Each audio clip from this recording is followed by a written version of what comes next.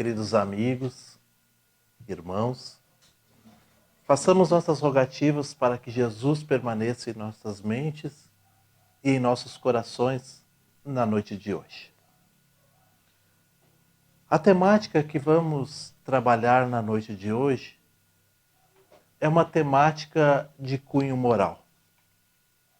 Vamos falar um pouco, vamos tecer alguns comentários, vamos aprofundar um pouco mais a respeito do egoísmo. Porque quando nós perguntamos, ou quando nós falamos, ou quando nós propomos trabalhar sobre essa temática, principalmente no nosso meio espírita, e se perguntamos àqueles companheiros de jornada, ou aquelas pessoas que naturalmente vão dando-se como espíritas, e perguntamos então sobre o egoísmo. E de alguma forma, algumas frases que podem fazer relacionar com o egoísmo tornaram-se então para nós frases de praxe. Veja, se eu pedisse para alguém aqui, por exemplo, falar sobre o egoísmo, daí poderíamos dizer uma frase assim: o egoísmo é a chaga da humanidade. Em outro momento poderíamos dizer: o egoísmo é o vício mais radical. O egoísmo é o que obsta o progresso. E todas essas frases que estão contempladas, seja no nosso Evangelho segundo o Espiritismo, seja no nosso livro dos Espíritos, elas vão fazer referência a uma ideia geral. Mas também vamos encontrar no livro dos Espíritos, quando Allan Kardec pergunta sobre o progresso, e os amigos espirituais vão dizer que quanto mais nós progredimos moralmente, mais nos afastamos desse vício. Então, resta-nos pensar algo, e é esta a proposição da noite de hoje. Qual é o meio de nós identificarmos o egoísmo? Qual é o meio de nós trabalharmos para combater o egoísmo? Qual a nossa ação frente ao nosso processo encarnatório ou reencarnatório para trabalhar sobre essa ótica deste vício? Porque muitas vezes nós identificamos os vícios em algumas ações, mas de fato o egoísmo é muito difícil de ser identificado pelaquele ao qual está vinculado a esse vício. Vamos começar fazendo uma pergunta, que como sempre, vocês não precisam responder de fato, mas basta que vocês pensem na resposta e a gente vai identificar depois no final o que se pensou agora. Se eu pedisse assim, que você rapidamente pensasse e trouxesse à sua mente identificado uma pessoa que você conheça que é egoísta. Não é uma tarefa difícil. Você conhece uma pessoa egoísta? Então só traga à sua mente. Pronto. É simples assim. Porque muitas vezes nós vamos identificar alguns vícios que não estão ligados diretamente com esse no campo de ação material. Mas vamos lá.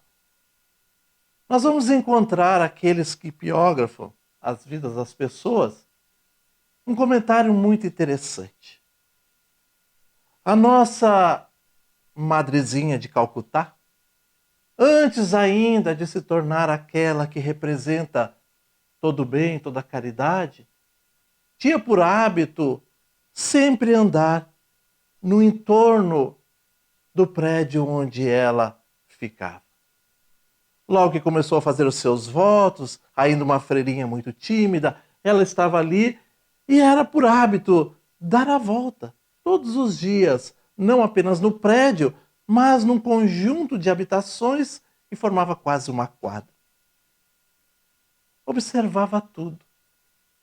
observava o movimento das pessoas, observava o movimento da natureza, ficava encantada com alguns pontos, e aquela caminhada diária se fazia sempre com renovações de detalhes que ia acontecendo.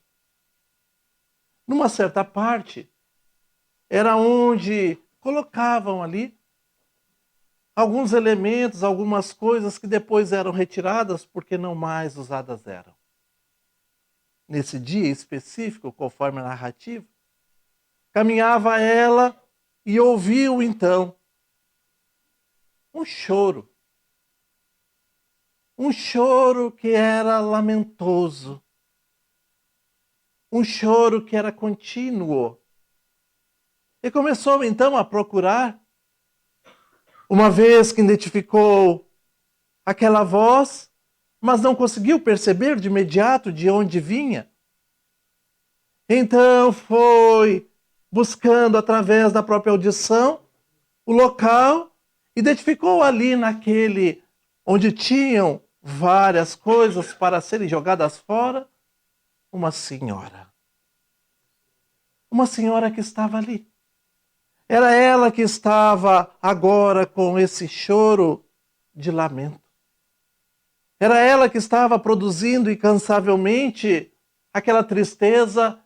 Então ela se aproxima da mulher e logo identifica pelas suas vestimentas, pela sua própria postura, que era uma mulher possivelmente da sociedade melhor sucedida. Se aproxima, pergunta o que houve.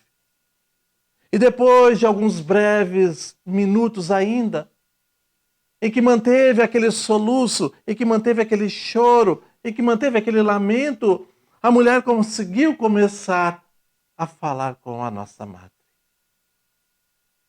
Então lhe disse: estou totalmente entristecida, porque venho de um drama muito forte familiar. Acontece que morava, e identificou o local onde morava, confirmando assim as expectativas de que era uma boa casa, de que era num bom bairro. Acontece que ontem o meu filho me expulsou de casa. Uma vez que o meu marido já houvera morrido há alguns anos, continuei dando-lhe a educação, continuei lhe cuidando tão bem. Mas ontem, inesperadamente, ele apresentou um documento e me expulsou de casa. Esse documento, segundo ela disse, foi um documento que, alguns dias atrás, o seu filho pedira para ser assinado e, na confiança, simplesmente assinou. Ali ele tinha tomado todos os bens, teria passado tudo para ele sem o saber, e assim ele lhe expulsou. Então a jovem freirinha, com o conhecimento que tinha, começou a pensar em consolá-la, dizendo: veja, às vezes o mundo é tão difícil porque agora você se encontra nessa situação. E antes mesmo que ela continuasse, a mulher lhe disse: não, você está enganado. Eu não estou lamentando. Eu não estou chorando porque perdi a minha posição. Eu não estou reclamando aos bens que me foram retirados. Antes estou entristecida por completo. Porque dei ao meu filho toda a educação necessária para que ele fosse um bom homem, um bom jovem, fosse alguém no campo do bem. Mas percebo agora que não lhe tratei algo de raiz.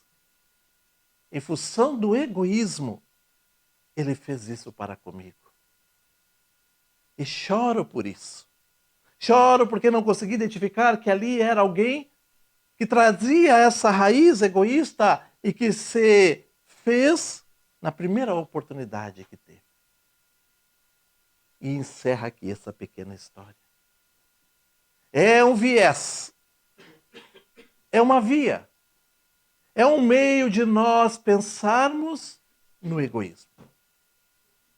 Porque quando nós vamos trabalhando essa questão, naturalmente e por outras vias, imaginamos sempre que o egoísmo é algo que acontece no nosso meio e que parece não ter extensão para além da vida material. O que é um engano de nossa parte. Porque quando nós vamos aprendendo daquilo que a doutrina espírita se nos apresenta, vamos nos identificando com os conceitos que fazem a base da doutrina espírita, aquele que premia dizendo que somos um espírito imortal, faz com que para onde nós nos endereçarmos depois desse momento da vida física, continuemos ainda ligados principalmente nos compromissos e nas responsabilidades dos atos que praticamos quando aqui estávamos.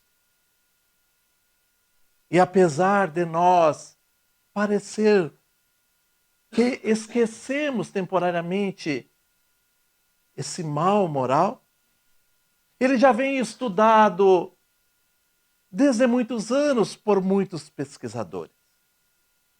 Allan Kardec vai colocar na Revista Espírita, no mês de setembro de 1865, um texto que ele recebeu de um correspondente de Lyon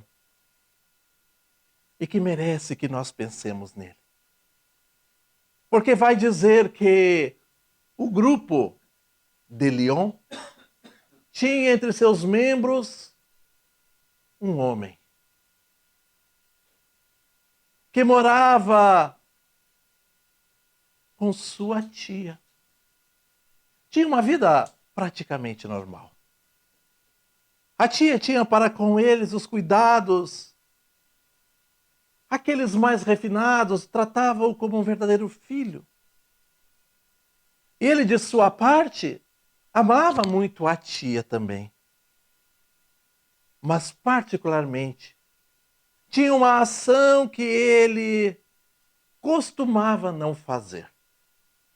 Sempre que a tia ia pedir-lhe ajuda para mover um móvel, para uma ação que requisitasse os braços de um jovem forte, ele dava um jeito de sair de casa. Então, durante os afazeres do dia, e a tia lhe pedia alguma coisa, quem sabe você me ajuda a afastar aqui? Ele saía de casa. É interessante e tem uma particularidade. Esse jovem vai identificado como um jovem que participava de um grupo espírita. Nessa condição, ele era espírita. E no grupo espírita a qual ele fazia parte, aqueles componentes que são os amigos, já tinham lhe dito para que mudasse de ação e que pudesse ser, quem sabe, mais útil, quem sabe mais amigo. Certa feita, vai a narrativa, estava a tia cortando lenha para abastecer-se do inverno que estava. Ela cortava lenha e o jovem sentado, apenas observando. É quando adentra um vizinho e faz o seguinte comentário: cortar lenha é para aqueles que têm os braços fortes. E o jovem apenas dá de ombro, como se nada lhe tocasse. Então o vizinho empunha o machado e vai cortar o restante da lenha. Acontece que a tia vai desenvolver uma hérnia devido a esses esforços que vai fazendo. E um dia, como de natural, a tia tinha lhe pedido algo, ele resolveu sair e quando vai atravessando uma ponte, como a neve já estava estabelecida, veio uma carruagem e que desliza sobre ele, jogando-lhe no leito do rio gelado. ele desencarna. Morre. Desencarna. Então, o grupo vai na expectativa de saber como ele está, a título de estudo, para sabermos da vida futura. É assim que funciona. O grupo espírita evoca o espírito daquele jovem, daquele homem. E para a surpresa de todos, quem vem responder é o seu anjo guardião, um amigo espiritual. Começa lhe dizendo, no momento, o jovem não está em condições de comunicar-se, porque ele está totalmente perturbado. Perturbado não no sentido de louco, mas no sentido de perturbação, que é um capítulo à parte, estará lá no nosso livro O Céu e o Inferno, na segunda parte, da perturbação. Que é um período ao qual o espírito que torna a pátria espiritual há de passar para se readequar, lembrando-se daquilo que vivenciou, pelo que procedeu. Então, nesse estado, ele agora não está em condições. Acrescentado agora que, devido ao remorso que ele toma das lembranças daquilo que não houvera feito, e um remorso maior ainda, porque vê a tia nesse quadro com uma hérnia grave que vai desencarnar em função dessa hérnia, sente-se culpado e por isso mesmo sofre no campo moral do egoísmo. Quando ele tiver condições, virá confirmar tudo isso que eu lhe digo. Então o grupo pergunta ao amigo espiritual, mas veja, o fato dele ser espírita, ainda quando estava aqui, não lhe atenua o sofrimento? E os amigos espirituais vão responder. O amigo espiritual vai responder, em acordo com aquela mesma resposta que está no Livro dos Espíritos. É certo que sim, porque ele, sendo espírita sincero, muito dos vícios trabalhou e desses já não mais sofrerá. Mas acontece que esse ao qual ele está vinculado sabia que teria que ter trabalhado. Porque mesmo que não tivesse compreendido nos livros, os amigos lhe indicaram. Então agora sofre moralmente pelaquilo que deixou de fazer, sendo que não há compensação daqueles outros e a virtude que ele adquiriu dos vícios que ele se desviou, já é a sua própria felicidade. Deste não. Imaginemos nós essa relação. Nós temos duas mensagens que tratam do egoísmo no nosso Evangelho segundo o Espiritismo. No capítulo 11, uma de Emmanuel e uma de Pascal.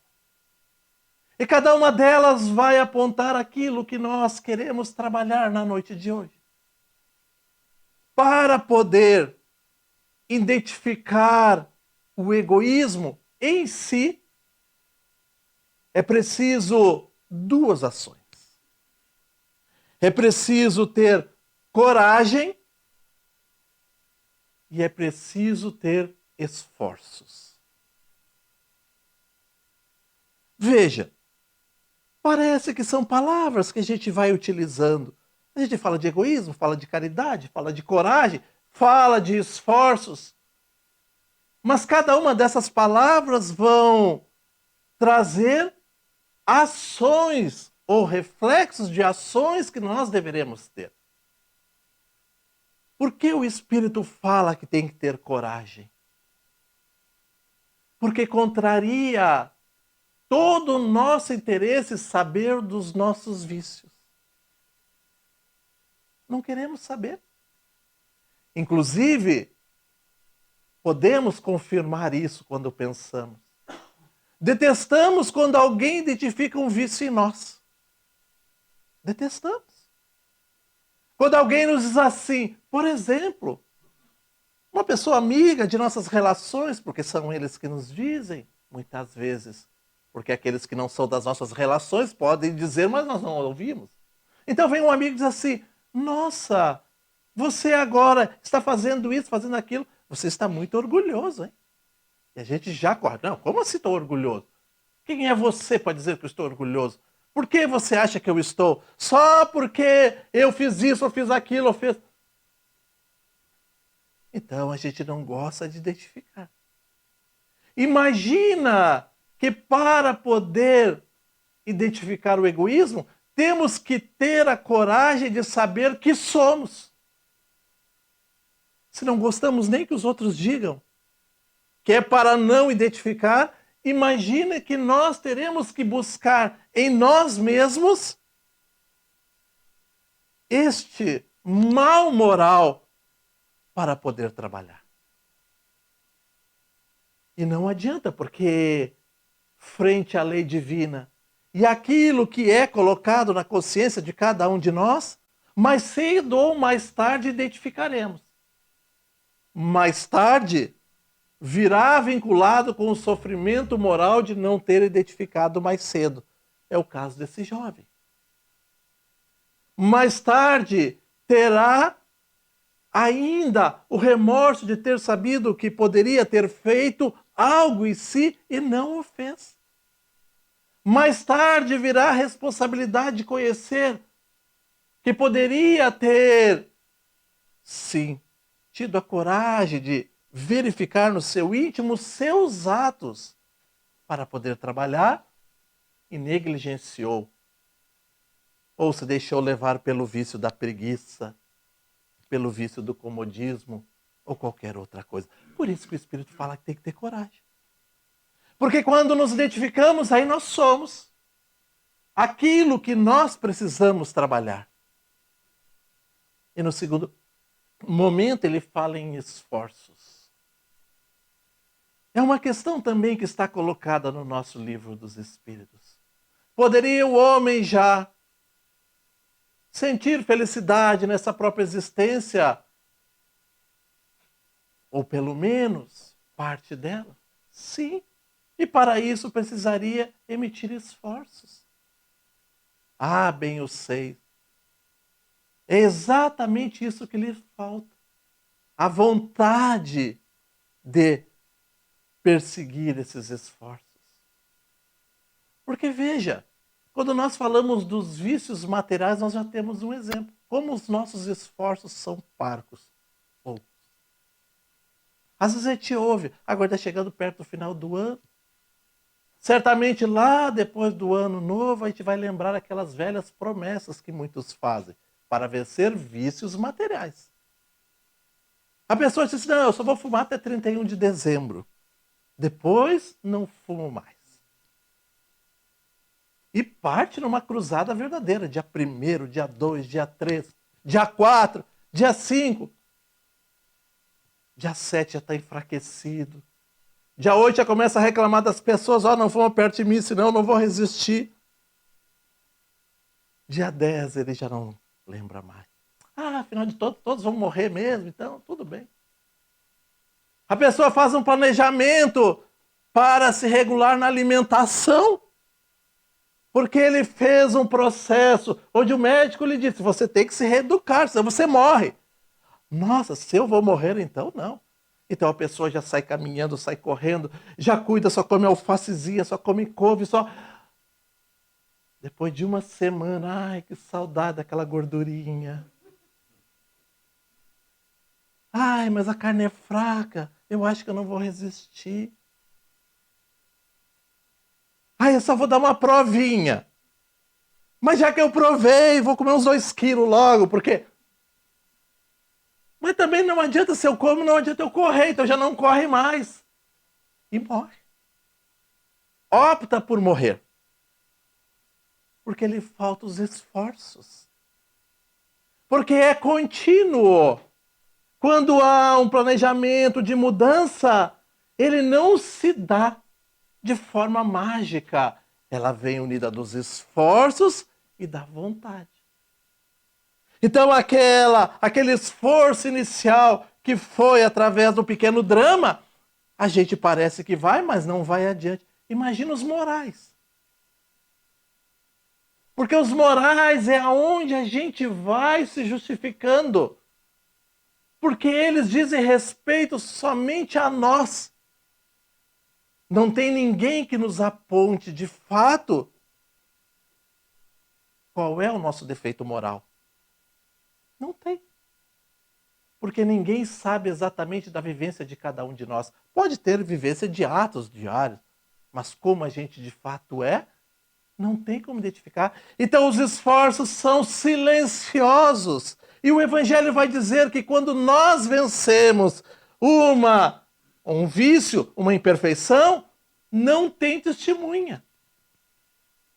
Por isso que os esforços terão que ser mais redobrados. Por isso que terá que ter uma vontade mais forte para saber aonde quer chegar. É interessante porque nessa lição do jovem ainda lá da Revista Espírita, você vê que quando ele estava encarnado, não se achava egoísta. Não se achava. Não se identificava. Porque não teve a disposição de ter uma análise sobre o seu próprio comportamento. Se assim o tivesse feito, ele teria então conseguido vencer. Daí que os espíritos vão dizer, numa resposta no Livro dos Espíritos para Kardec, quando Kardec está falando dos vícios, e Kardec vai perguntar, de todos os vícios, qual o mais radical? E os amigos espirituais vão dizer, o mais radical é o egoísmo. É o mais radical porque ele é mais difícil de ser desenraizado. E porque consta que ele está na raiz de todos os outros vícios. Veja alguém que é preguiçoso. Se ele tem a preguiça, o vício da preguiça, é porque ele se sente bem. É porque moralmente ele está ajustado. Então todo preguiçoso é egoísta, porque ele quer satisfazer a si mesmo. E se pegarmos assim qualquer um dos vícios, todos eles encontraremos no fundo o egoísmo. A raiz é egoísta. Então, Allan Kardec vai pontuar dizendo que as causas que levam ao egoísmo passam por todos esses outros vícios que nós vamos determinando com os nomes de acordo com as situações que são as causas do egoísmo. Para isso, mais profundo ainda é, porque está enraizado no espírito imortal que sou. E vejam, não basta que eu desencarne para que eu deixe de ser egoísta. É um vício do espírito. Então, enquanto o espírito não conseguir trabalhar em si, não conseguir desenraizar de si, não conseguirá avançar, evoluir. Vejam, os espíritos mais evoluídos, os bem evoluídos, já não têm mais vícios, somente virtudes.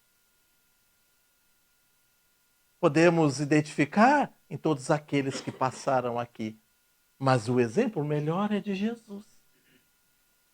Por mais que nós queremos procurar, por mais que nós queremos identificar, por mais, não se identifica nenhum vício nele. Apenas virtudes.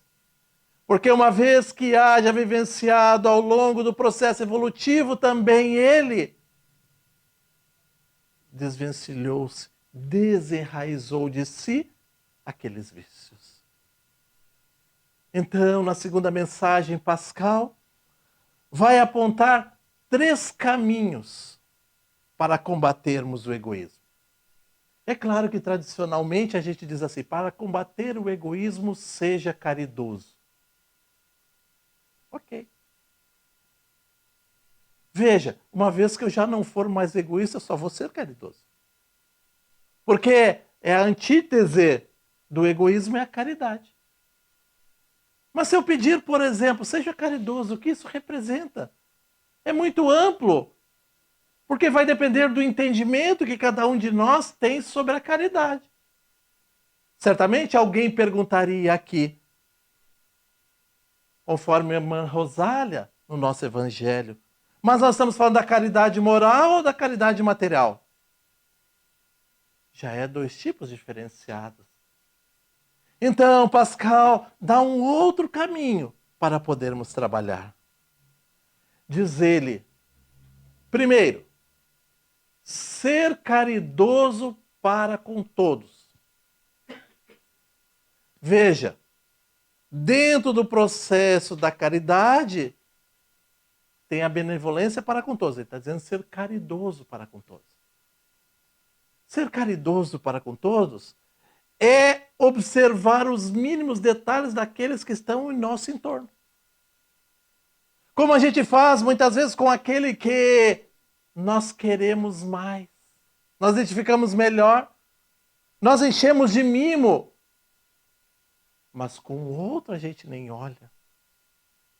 O outro passa, nos cumprimenta, nós nem respondemos.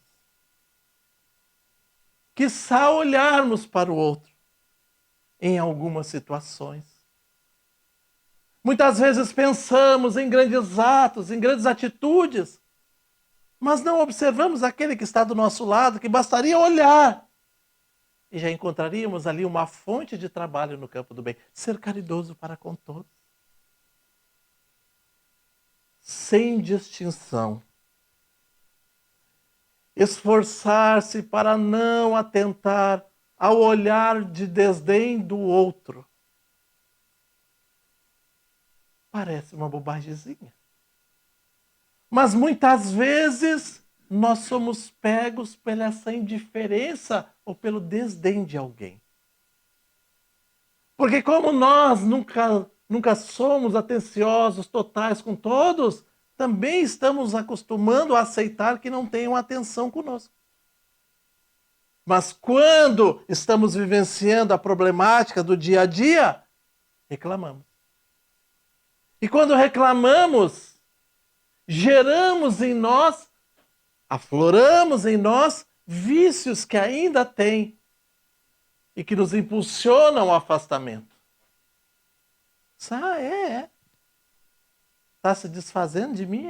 Vai ver só, quando eu precisar eu vou dar as costas. Já está contrário ao primeiro, ser caridoso para com todos. Ser caridoso para com todos.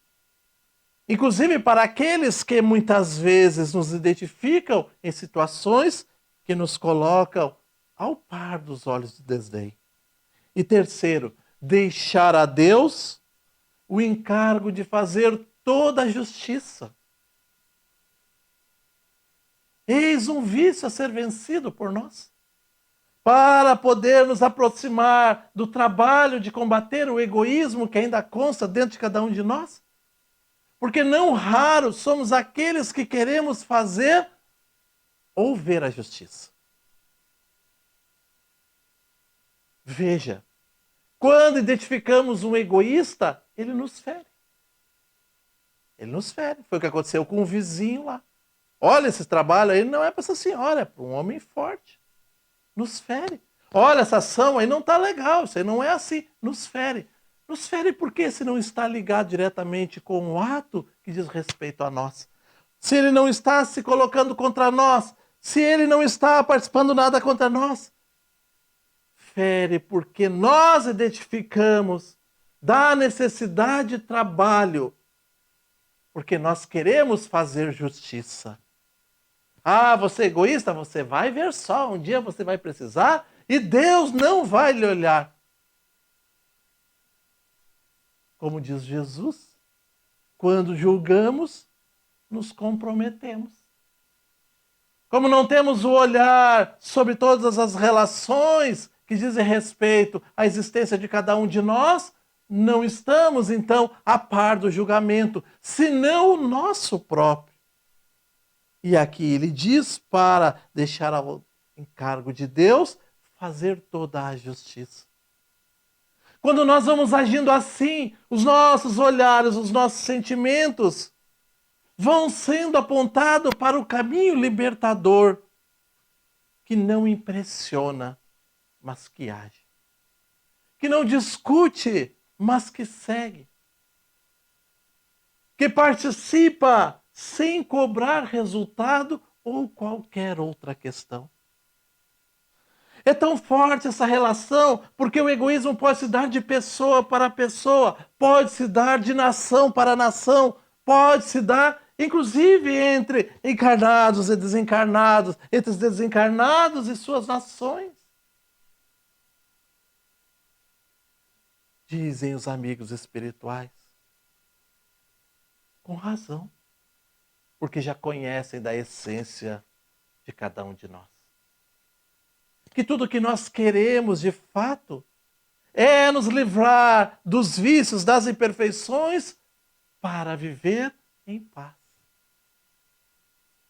Para sermos felizes na amplitude do termo. Mas para isso é preciso vencermos. Inicialmente de nós mesmos. Esse vício que ainda consta tão enraizado e que tenhamos certeza, terá desdobramentos quando de retorno à pátria espiritual. Para completar, quando Kardec, no mesmo capítulo do Livro dos Espíritos, tratando dos vícios, vai tratar das virtudes, ele pergunta, então, em contraproposta. Sabendo que todas as virtudes nos devem endereçar para o caminho do bem, qual a mais virtuosa? E os amigos espirituais respondem, sim, todas as virtudes são boas aos olhos de Deus. Mas a mais agradável é aquela que é praticada com esquecimento de si próprio, para o endereçamento daquele que é o seu mais próximo. Quando chegarmos a esse estágio, que deveremos partir de agora, então todos nós teremos alcançado a destinação a qual fomos criados.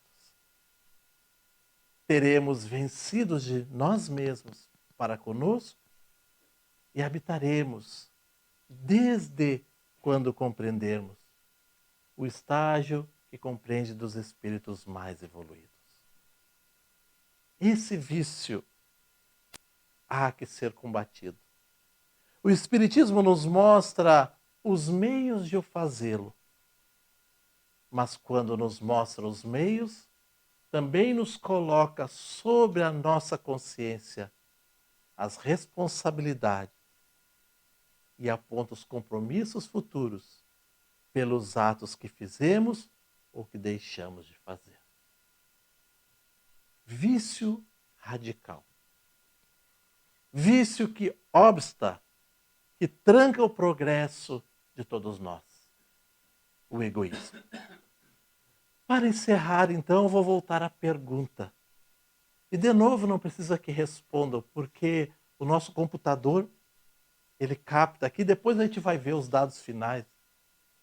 A pergunta é, quando eu perguntei se você conhecia alguém egoísta, alguém trouxe a si mesmo na ideia? Esse é um caminho que deveremos trilhar. Para isso é que os amigos espirituais dizem, devemos continuar trabalhando, servindo e amando sempre. Uma boa noite a todos. Continuemos em paz.